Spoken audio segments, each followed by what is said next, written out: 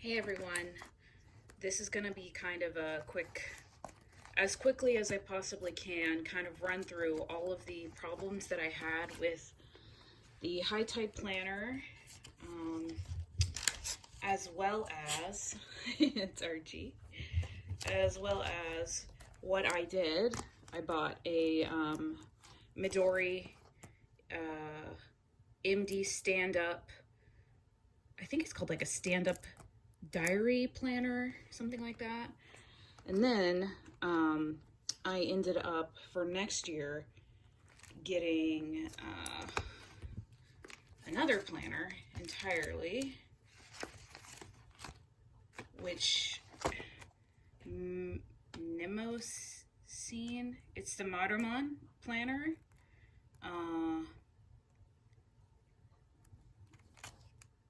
In A5, so I'm going slightly bigger, and I will show this setup at the end on what I did. Okay, so basically I got to April, May, and then I gave up on this planner. And you can see basically, goodness gracious, this I found too small. It got really annoying really quickly. Then when I got to the months, I found it really inconvenient to have to go through back and forth, flipping back and forth between the actual day view and the month view. And I would find that I would write things on the days, and then I would forget to put them in the months. And then I would flip to the next week and be surprised that I had a doctor's appointment. Right? So, because I would forget to write it in the month. So I would continuously just look at the month view and forget to kind of write things twice. And I realized every time I would have a doctor's appointment, I would write it on the day, and then I would write it on the month, and then I would come back to the year and have to write it on the year. And all in all, it was just way too much work. On top of that, I know that I talked about trying to track things. I found it helpful for a couple months. I worked on it on January. I worked on it on February. And I fell off on March because I got COVID. And did I get COVID this year? See, I don't even remember. I got really sick. And so it screwed up everything, and you can tell I got this wet. So I just completely stopped filling this out. Then I tried to, keeping the medications list was great with my doctors. My reading list I didn't do so well at. My media watch list I didn't do so well at. It just became too overwhelming to try and keep track of. I did end up keeping notes for my doctors. Archie, you gotta get out. Trying to get my dog out of here. And the color coding just completely went out the window because I realized I was just writing things down quickly, and so it just didn't matter at a certain point in time. So this was basically too much to keep up with. Now, what I will say about this guy, I love the fact that you can just take this little strap, hook it around the back, and then it sits up perfectly on your desk. That is awesome design. I love that. Now, what I don't like about this planner, first off, this paper is not very good with fountain pen ink, which is a real bummer. It just takes forever to dry, and then it will smear. I'm trying to see if I have an example of that. It's okay, it just takes a while to dry, I will say. So you have to leave it open to actually dry. So I will show you what I also really like about this. I started using this in June. So one side is the calendar, and then the other side is a Gantt chart. So it shows the day horizontally, and you put your projects in here, whatever you're working on. And as a freelancer, that's everything to me. That's so much to keep track of. So it would show when I was working on what projects, what days, and I could write in like any additional notes about like payments and etc. So this was super helpful. I could also put in under the home section, I used it for personal stuff, like if I had a doctor's appointment, therapy, if my parents were leaving, I could track when they would have their trips. And then this is when I could keep a better track of things in more detail because I would have more space. So I started using these colored dot washi tape to mark when I would be working on which projects.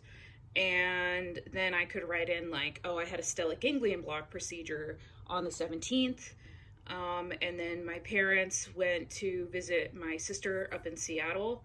So I could mark their trip and when they were gone, circling the day. Then on the bottom, I could write the projects I worked on, so I could just flip through each month. And when it's sitting on your desk, you know, you can just flip the calendar around to look at the monthly view that way, or to look at the Gantt chart view that way. So it's just super convenient. You know, I'd be writing things down twice, but it would be more of, I would write things down here at the appointments, and then I would flip it over here and write things down when I wanted to actually keep track of stuff. I started also tracking when I would give my dogs baths because he was having issues with his skin. So I'd have to give him baths every week. And I started trying to track exercise, but you know, I didn't do very well with that, but something's better than nothing, especially when you have chronic illness. So yeah, this is basically what I've been going with. Now, what did not serve me with this was I felt like I needed more space to write in, and I wasn't sure that I felt like I needed just more space overall to keep notes and to write in. But I liked having the Gantt chart because that super helped me. So what I ended up going with for next year, oh, bear with me, is this. Now, some of you guys may recognize this is a Hobonichi cover, which is great because I can keep my pins in the back. So if I want to write in any colors, this is like a little highlighter marker pen. And then this is great for tracking. So I ended up getting one of the Hobonichi blank journals. I'm not entirely sure what they are called. And I started keeping doctor's notes on here, which is what this will primarily be used for. I might keep tracking in here too, like as in like what I'm reading, what I'm watching. But then I also kept, so doctor's notes, surgical notes, and then I was messing around with fountain pen ink. So, because I wanted it to kind of match, have like a fountain pen ink that matched this whole journal setup. You can see I matched it. And then I actually mixed two inks together, and it ended up being this kind of darker ink or this kind of more pinky ink. This pen needed a wetter ink. This is one of those cheap pens from China.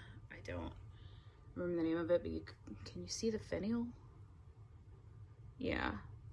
Can't think of the name of these. But I got it off of like Timo or something, but you know, it's just a really cheap fountain pen that I could throw in my bag and I don't care if anything happens to it. But yeah, so this slips in this pocket. I have these really cool sticky note things. This is for tracking exercise, yoga, and then dog walking, dog baths. I have a card in here that I created of washi tape. I've got a little stencil / ruler thing, more washi tape, and then I can keep my doctor's cards up in here. Now, this is the actual planner itself. Clearly, I love stickers. Oh my goodness. This didn't go back in all the way. Weird. I'll just take it out right now. Yeah, so I super love stickers. Clearly. It's an easy way to support my friends. So it's got the 2025 and 2026 calendars.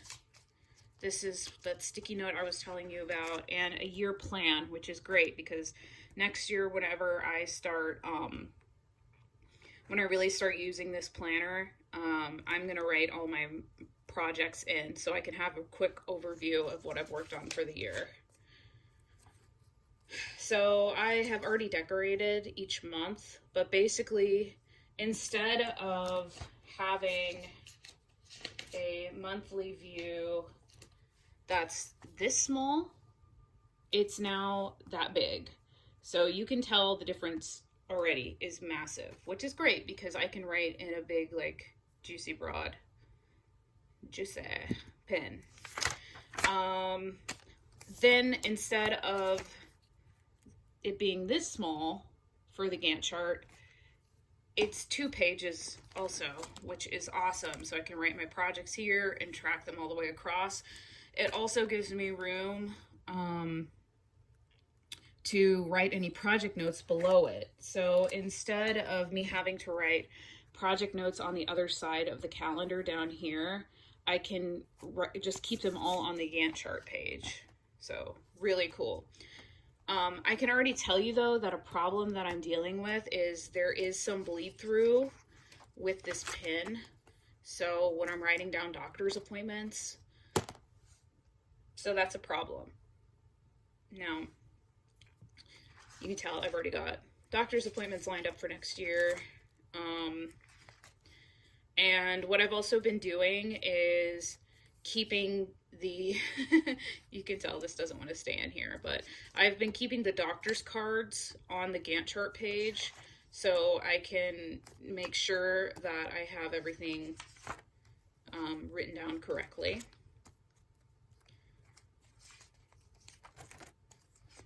And I'm going to try and be keeping track of when I walk my dog, when I give him baths, therapy, and then I'm sure I'm going to have like an exercise type category for next year because I just got my new skates and I'm very excited about that. So let's see what else I can tell you about this for next year. Oh, I will tell you that these are like a medium nib, and you'll see there was no bleed through with these particular inks that are both fountain pen inks. So it really, I think, just depends on how wet your fountain pen ink is for this paper. So far I've liked this paper the best out of any of the ones I've tried. It's really nice. For the other 2 planners, I mean. All right, now, in the back. That's what I wanted to get to. And sorry, I wanted to make sure that I got this video up, and I've been putting it off, so this is kind of just slapped together. I have no notes. So thank you for bearing with me. So for this, I made this a medication list. The list actually say title and memo, which I wish it didn't. So I put white out and wrote doctor prescription and how many stars I'm going to be rating books and the title and the author. Also, I have a media watch list, and I did the same thing. I put a star sticker, and I put title instead of memo. And that's it. You have that many, and then it's empty, which is why I'm gonna have to block this information out, dang it. Which is why I have this notebook, so I can write all of my doctor's notes in here. So it's very thin. It fits, clearly it fits in this Hobonichi case. I also ended up getting this shirihiki, so I can write easier on the go. It's very helpful. I also have this little nifty guy, and I have a Sailor Moon folder in the back, so I can keep track of all of my receipts for my appointments. This actually just allows you to do a page marker like that, which is pretty cool. So that is my setup for next year. Hopefully, to those chronic illness baddies out there, you can learn from my mistakes. It's very hard to keep track of things when you are tired and in pain. I feel you. What this taught me is that my sleep really, truly affects all my other symptoms. So I've been really working on trying to get my sleep under control. It's super difficult. But it also taught me that I do not have the energy, I do not have the spoons to actually track all of the things I wish I could track. And to basically just try and keep track of as much as you can, which is work and doctor's appointments for me. That is what I am capable of. There was no way that I was going to be able to put the energy into creating these charts again in the back. And like, this was just so much effort to create this. And I felt like still at the end of the day, like I didn't have enough space. Like I was cramming in here to write notes, even on the bottom. These formats just felt way too small, which is why I also moved up a size from B6 to, what is this, A5 or A6? So yeah, that's basically it. Let me know if you have any questions about paper, about organization, if you want any photos of anything, if you know there's anything I can do to help other people out there who are suffering with like ME, CFS, fibromyalgia, any other type of like chronic pain, chronic fatigue, illness when it comes to organization. I've been dealing with this for 7 years now, so if there's anything I can do that you want more information on, just put a comment below the video and I will try and reply. Other than that, hope everybody has a great day and good luck planning for 2025.